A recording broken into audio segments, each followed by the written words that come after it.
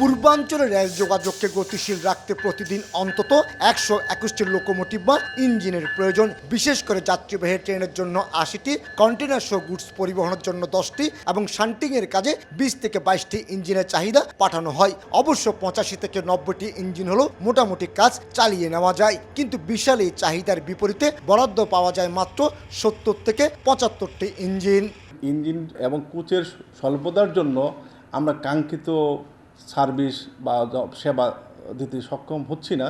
মেরামত বা রক্ষণাবেক্ষণের যে টিম আছে তারা সর্বাত্মক চেষ্টা করছেন 85টা ইঞ্জিন অ্যাভেলেবেল করার জন্য। প্রয়োজনের তুলনায় ইঞ্জিন বরাদ্দ কম হয় রেল চলাচল স্বাভাবিক রাখা এখন কঠিন চ্যালেঞ্জ হয়ে দাঁড়িয়েছে। নির্ধারিত সময়ে ইঞ্জিন না পাওয়ায় ট্রেনগুলো যেমন দেরিতে ছাড়ছে, তেমনি বন্ধ রাখতে হচ্ছে স্বল্প দূরত্বের কম গুরুত্বপূর্ণ ট্রেনগুলোর চলাচল। প্রতিদিনই পাহাড়তলির ডিজেল ওয়ার্কশপে 5 থেকে 60টি ইঞ্জিন মেরামত শেষ করে যাত্রী বহনের জন্য বহরে পাঠাচ্ছে।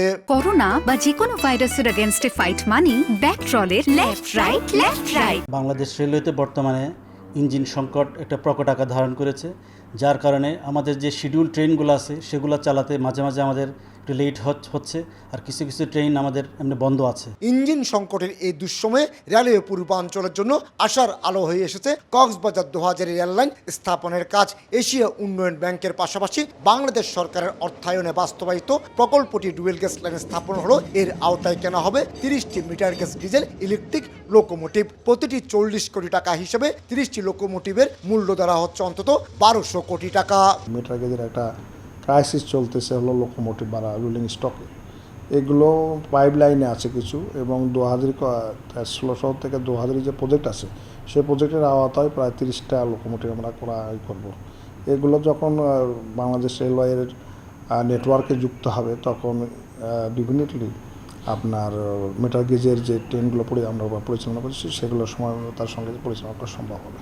প্রকল্পের আওতায় কেনা এসব ইঞ্জিন রেলওয়ের বহরে যুক্ত হলে বন্ধ হয়ে যাওয়া ট্রেনগুলো যেমন পুনরায় চালু করা যাবে, তেমনি বিভিন্ন রুটে নতুন ট্রেন চলাচলের আশা করছেন রেলওয়ে কর্মকর্তারা।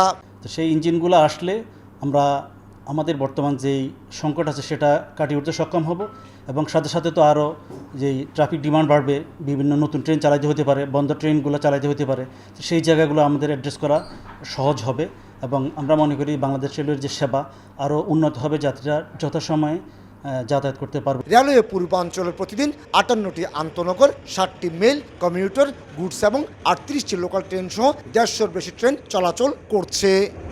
বাংলাদেশের যোগাযোগ ব্যবস্থায় গুরুত্বপূর্ণ ভূমিকা পালন করে চলেছে রেলওয়ে, কিন্তু ইঞ্জিন সংকট সহ বিরাজমান সমস্যাগুলোর সমাধান করা গেলে যেমন রেলওয়েতে গতি ফিরবে, ঠিক তেমনি যাত্রী চাপ কমবে সড়ক এবং আকাশপথে। কমল দে, সময় সংবাদ, চট্টগ্রাম।